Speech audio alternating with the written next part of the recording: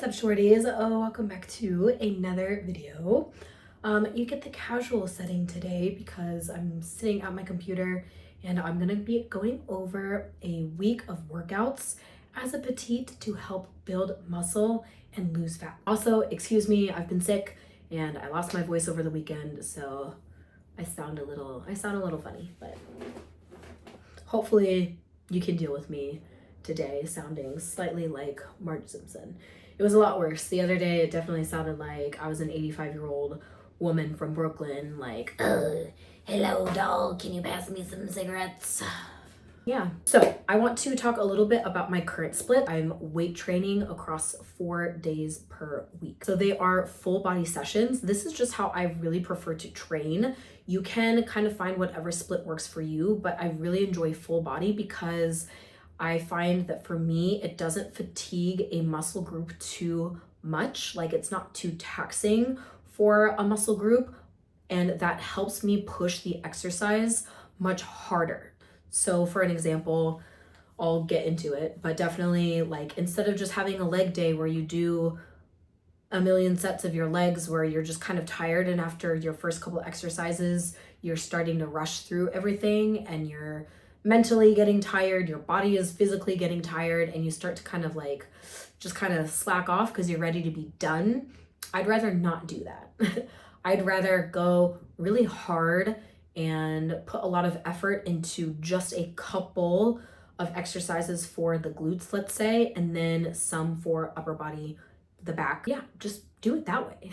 So I am such a fan of full body training. And then I just make sure that my volume is enough for the muscle groups that I'm trying to grow. So of course, specifically glutes, always trying to grow glutes or maintain glutes. So that has been my goal, is to really make sure that I'm maintaining as much glutes as I can while I have been cutting for the past few months.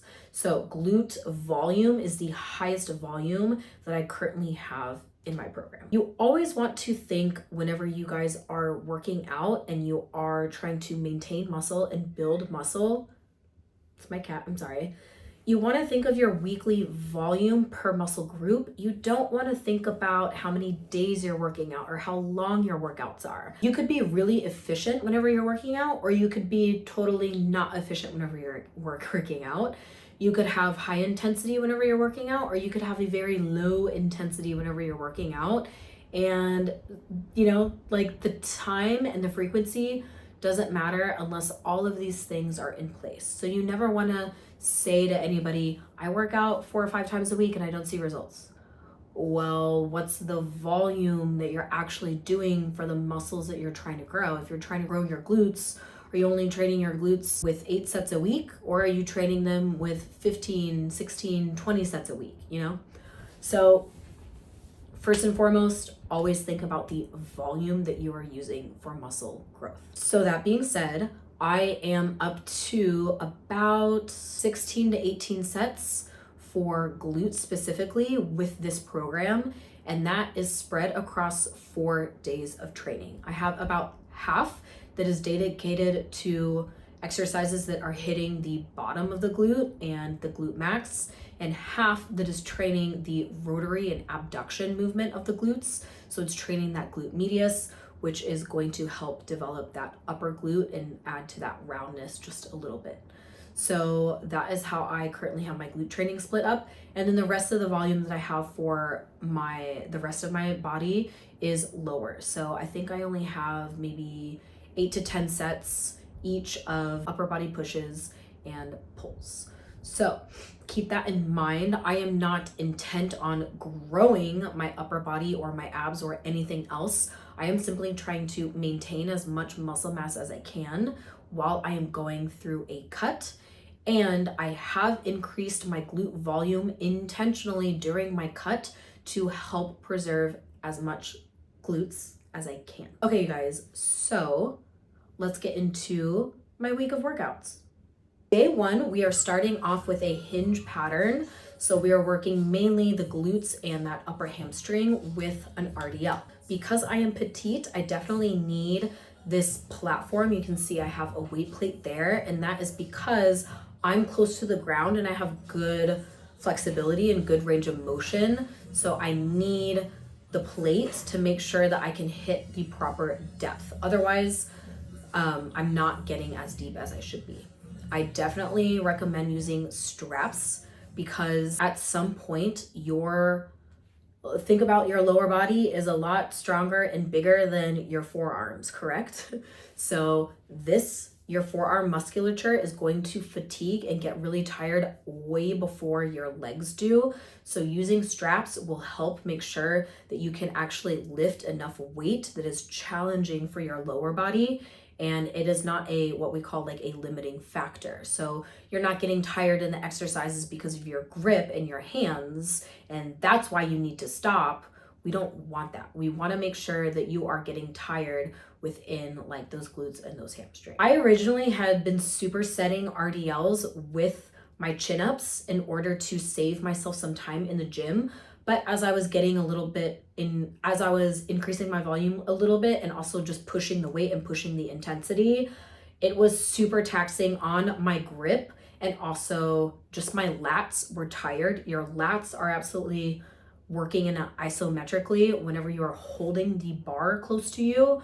And then I was working my lats with the chin-up position. So it was just kind of like fatiguing me a little bit too much. And so now I have separated the two and sacrificed saving a little bit of time in the gym in order to maximize my output.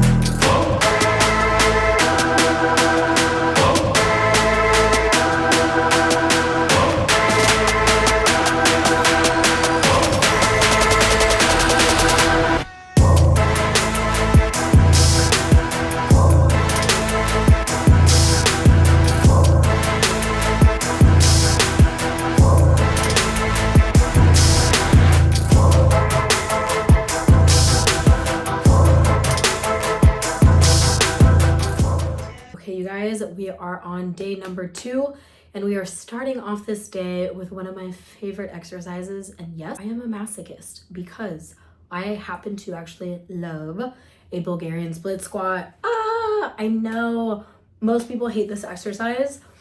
It is definitely like a love-hate, don't get me wrong. If you notice, I am kind of tipping forward just a little bit, and I am almost like hinging back as I sit down so that I'm really placing that glute and that hamstring on a nice deep stretch.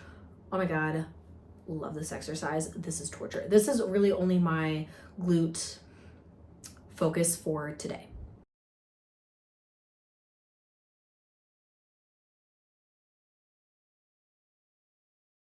Then I am going to move on to a superset. This is an isolation for the hamstring. Really great in your programming if you could have some sort of isolation for the quads, isolation for the hamstrings, so you're getting overall leg development. I am pushing myself pretty hard on this one. Notice that once I am towards the end of the exercise, I am comfortable hitting failure. And you'll notice that I am keeping really nice consistency throughout the exercise until I'm just at a point where I literally cannot get my feet all the way towards my bum. My hamstring is done, and that is what failure looks like. So I'm going to superset this with a seated row machine. Love this exercise as well. I'm just making sure that I am stretching my shoulders forward so that the rear delts, the rhomboids, the middle traps are getting a really good stretch, and I am proud chest as I squeeze those back together.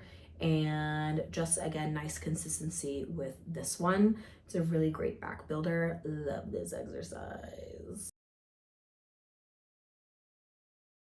The last exercise that I'm gonna do is an overhead press. So I would normally have done the compound leg and then the pressing movement, but like the way that my gym is laid out, you guys, I don't like to do the military press upstairs. I like to do it downstairs. So I've separated the two once again. And yeah, unflattering angle for the glutes, by the way, but too bad. This is like a love-hate because it has been so hard for me to build up total weight in this exercise. You can see I'm pushing my intensity still here, and on this last rep, I am just nice and like, it's slow. It's not slow on purpose. It's my shoulders and my arms are literally giving out on this exercise, and they are so fatigued, they are barely able to press the weight up.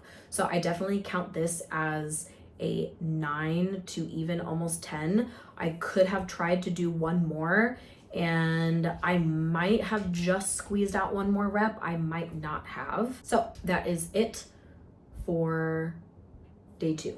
Moving on to day 3, you guys. I love this day. This is hip thrust day, and I freaking love using the glute drive. I haven't done a barbell hip thrust in a year, maybe even a little bit longer, since my gym got this machine. I love this machine, and I take pity on all of you. I'm so sorry who do not have this machine. I just love this machine. So first, whenever I set up this guy, I make sure to add some elevation onto the weight plate. I'm just getting more stretch out of my glutes and my hamstrings by adding those weight plates. I am keeping the reps nice and consistent, and I'm doing like a 3 count on the way down, coming back up, and you will notice I am starting to fatigue in this exercise, and I am at some point not able to reach the top quite as easily. What I have been doing normally for this guy is going to failure and beyond failure on my very last set. I have worked up the volume for this exercise in particular from 2 sets all the way up to 4 sets. And I like push to absolute failure on my 4th set. Whenever I was filming this, I was coming back from being sick, and this exercise today was making me feel like sick still. So I actually only performed 2 sets of this exercise on that day. We are then again take this and move on to a single arm pull down variation. I really love this variation because you're getting an excellent stretch in that lat. And I like to kind of twist into the position. Your lats are also responsible for some spinal rotation. So I like to kind of gently twist away from the hip and then twist towards the hip as I am driving that arm bone down until elbow is like underneath that shoulder joint. Hit the lats and your rear delts pretty well with that one. Then I'm going to do another upper body movement, and this time I'm going to pick a shoulder isolation exercise. So I have 2 shoulder compound movements. These lateral raises are the isolation for the side delts to help build up those boulder shoulders, you guys. Then we are going to move on. I am going to go into the seated hip abduction machine. I've been using this machine for months in my program. I just keep changing like the rep scheme that I'm trying to hit, and I am using the full stack. Yay! I'm using the full stack, you guys. So I'm just trying to take this exercise close to failure, and if not failure. So you will see how far out I get, and then at some point my glutes are just so tired that I'm like barely opening that machine up, and until I am just like can like barely open the machine up. That's how you know that you guys are at failure. Your glutes just cannot open the machine anymore. And that is the end of day 3. Moving on to day 4. Day 4 is my easiest day. I really have mainly accessory movements, so I am just like, they're quick, they're easy, they're not super taxing at all. And I always joke that this is like my quickest workout day, but it never ends up being my quickest workout because I do this on a Saturday after I've taught a couple classes, and all of my gym buddies are there, all of my coworkers are there, and we all are working out together. And so I easily spend like an hour and a half, even sometimes 2 hours working out because I am chatting, little miss chatty box. To start off, I need one final pressing movement, and I am going to do an incline Smith machine press. And the incline press is already gearing the exercise towards like your shoulders and like the front delts and the triceps. And I am doing a closed grip position, which just even forces more tension in that front delt and more on the tricep. So this is a really great compound. I prefer not to work my like middle pecs directly. You guys have like a few different fibers. So your upper pecs and your shoulders tend to work as one unit. And then you're training those whenever you're incline pressing or overhead pressing. Whenever you are doing like flies, that is whenever you're really targeting still front delt, but like more of that like chest right in here. And I do not like to work this part of my chest. I don't like to isolate right here. One, I have a breast augmentation, and so I'm not sure, not positive what the effects would be of directly isolating here for like how the implants are looking and moving and but also like I don't need this area to be super tight and like I don't want that pec muscle, you guys. I still love push-ups, so I absolutely include push-up movements. I just don't isolate that area, and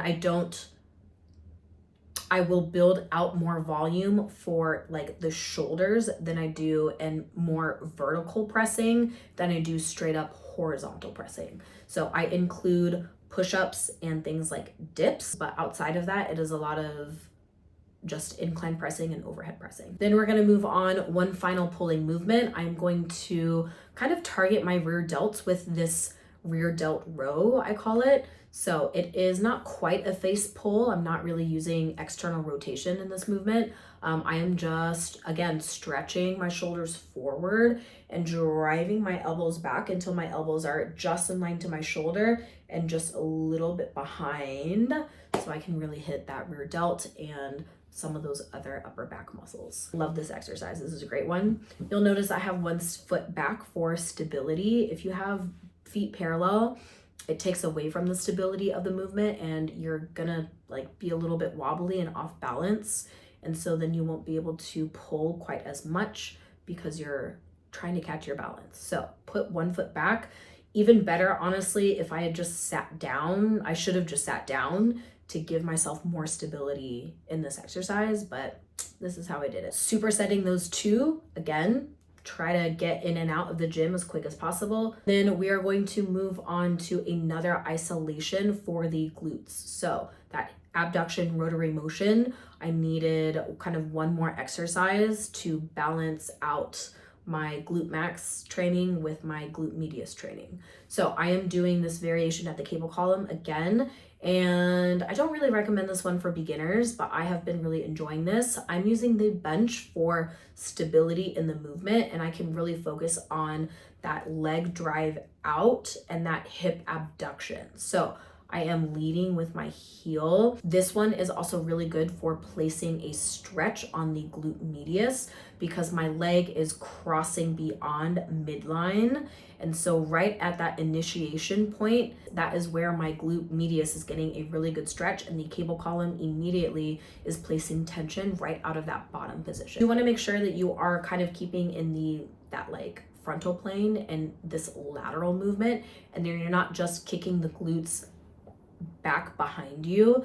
You want to kind of find the balance of not turning your hip too close to the bench. You're kind of making sure you're in this side plane, just like if you were on your side on the floor and you're just like kicking your leg up into the air. That's what you're replicating. We're just adding more range of motion to the exercise, and the cable column just makes it more difficult.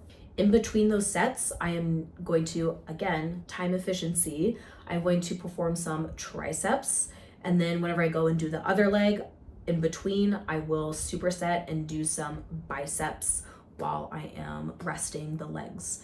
So I am just making things nice and quick and efficient, you guys. So triceps, overhead triceps, super simple because I'm already like at the cable column. I don't want to pair this with another exercise that requires the cable column because then I'm gonna have to change everything around. So the easiest is to just grab some dumbbells and do some overhead tricep extensions. I love to hit failure on bicep and triceps, or be within like one rep away from failure. And then again, sometimes I will do another rep or two in the bottom of the position. So you can see the triceps, hit failure. If I wanted to push it again, I would try another rep in that bottom position, absolutely knowing that there's no way I'm gonna get all the way up. and do another rep or two in that very bottom position. And then same thing for biceps. Ooh, your girl, yeah, working to failure. There's a point where I just cannot get that bicep to curl any further and I can't get the weight all the way up. I am kind of naturally stopping at that midpoint because that bicep just cannot simply pull anymore. It is so fatigued. The thing with the bicep curls, you guys, you want to make sure that you're not cheating and like lifting up while you're curling. You'll notice that my arms are pinned by my sides. I'm keeping it pinned and I'm really using that elbow joint and flexing out of the elbow joint only so that it is really that bicep that is going to fail the movement. That is exactly what we're trying to target. We're trying to target that bicep. Okay, you guys, and then we still need to talk about cardio. I have worked up my cardio sessions from, I can't remember if I started with 2 or 3 times a week, but I have worked it up to 4 times a week. And every so often I will either increase the intensity, I will increase the time a little bit just to push myself just a little bit further with that cardio. And I have been just using the Stairmaster because it is not super taxing, not as taxing to me as like running or HIIT or swimming or whatever. I can burn a lot of calories in a shorter amount of time with this one. And this one is still getting my heart rate up consistently. Like my heart rate is around 150 to 160 BPM with this exercise. So it's still really great for that cardiovascular endurance without me actually having to like run. I am not a huge fan of running. I just don't really like to run. So this is a good medium for me of like, this shit's hard, but it's a type of hard that I am okay doing.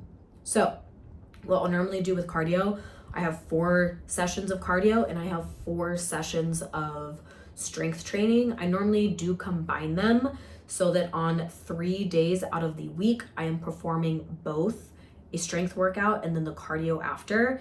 And then I have just 1 day a week where I'm only performing a strength workout and 1 day a week where I'm only performing the cardio workout. And you guys, I do have a step count goal outside of the cardio. I take off my Fitbit whenever I'm doing cardio. That is not counting towards my step goal, you guys. My step goal is around 12,000 steps per day minimum. So yeah, it's a good amount of work, you guys. I love my split and I have been swapping exercises here and there, but I've kept the same structure about for literally like months on end, you guys. I've changed a thing here or two. I had been doing deficit deadlifts and then I swapped the deficit deadlifts for the deficit Romanian deadlifts. So a very similar movement. And I've just been changing the rep schemes that I'm trying to hit to challenge myself in different ways and trying to make sure that whatever I'm working out, my intensity is within 3 reps of failure most of the time.